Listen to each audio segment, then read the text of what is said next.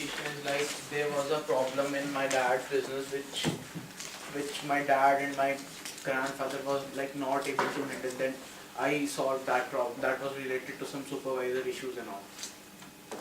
Right. And the title of Siddhant's speech today is Misinterpretation of Religion and Its Impact. Thank you. So, members, please note, after a long research, I prepared this speech not to hurt any religious sentiments of any individual. I believe that it is a very serious issue, and we, being an educated part of the society, can spread the correct message.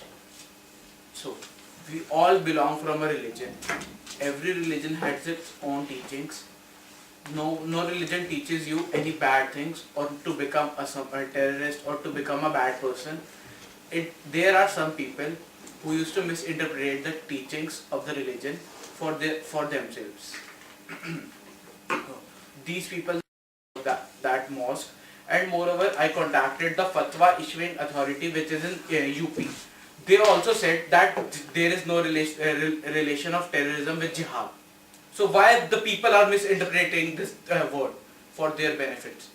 We as a people need to understand that someone is trying to rule ourselves. Now, the second word comes is Hindutva. There is a misinterpretation for Hindutva as well. What exactly Hindutva is? Hindutva is, according to Supreme Court, Supreme Court gave us a statement in the year 1995, which was stated as Hindutva is mindsets and beliefs of, which means the mindsets and beliefs of Indians. If I am an Indian, I come under Hindutva, but there were umbrella of organizations established for the protection of Hindutva. They misinterpreted as the person who is Hindu comes under Hindutva. So that is wrong. We can spread the right message among the people and the specifically the upcoming generation, so that they can remove this thing. So now comes the part how misinterpretation of religion is impacting our society.